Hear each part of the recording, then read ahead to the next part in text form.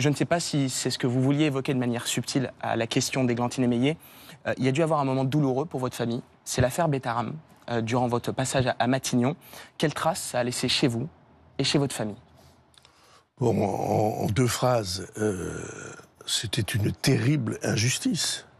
Quand l'affaire Bétharam éclate, mon dernier fils a quitté Bétharam il y a 25 ans et ma fille aînée a quitté Bétharam il y a 40 ans. Et je n'avais évidemment jamais eu la moindre responsabilité dans tout ça. Puis il y a eu soigneusement mené une tentative d'abattre, non pas parce que c'était Bétharam ou que c'était moi, mais parce que c'était le moyen de porter atteinte et de faire du mal au gouvernement. J'ai pu, et c'est un coup de chance incroyable, j'ai pu faire pendant 5h30 devant ce tribunal politique, j'ai pu faire... La commission. Ça s'appelle une commission d'enquête, hein? Non, ce n'était pas une commission d'enquête. Et d'ailleurs, l'ensemble des membres a refusé de suivre celui qui voulait porter cette déstabilisation. J'ai pu faire accusation par accusation, la preuve par écrit que tout était faux. Ça a été un combat vraiment très dur, et pour ma famille, ça a été dégueulasse. Et donc, ça a été humainement très difficile. Et c'est la seule chose difficile, c'est ce que je disais entre les lignes, c'est la seule chose difficile que j'ai vécue pendant ces 9 mois. Je savais très bien que politiquement, c'était quasi impossible. Je crois même l'avoir dit à la tribune de l'Assemblée lors de la première intervention.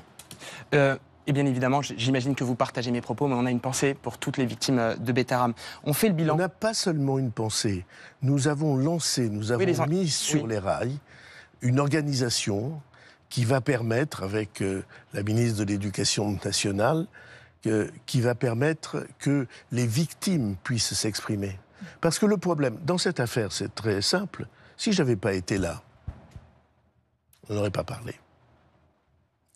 Et il y a bien d'autres faits de cet ordre, pas seulement dans l'école privée, mais absolument partout, dans les associations sportives. Il y a partout, en fait, où il y a des jeunes et des enfants, eh bien, le respect, il arrive qu'il ne soit plus là. Et c'est épouvantablement douloureux. On peut dire une phrase, parce que ça se grave dans la personnalité. Et que toute la vie, même si on l'a oublié, c'est ça qui est incroyable. Et deuxièmement, ce qu'a défendu l'une de mes filles, c'est qu'on ne peut pas parler. Même si vous êtes là, même si vous voyez... Alors, c'est vrai pour ces écoles, c'est vrai pour l'inceste dans les familles. On se doute, mais on n'a pas envie de... C'est vrai pour les violences domestiques, notamment à l'égard des femmes. On ne parle pas, et probablement parce que c'est très difficile de parler. Elle l'a fait de manière très courageuse sur notre plateau, votre fille, d'ailleurs, Monsieur le Premier ministre.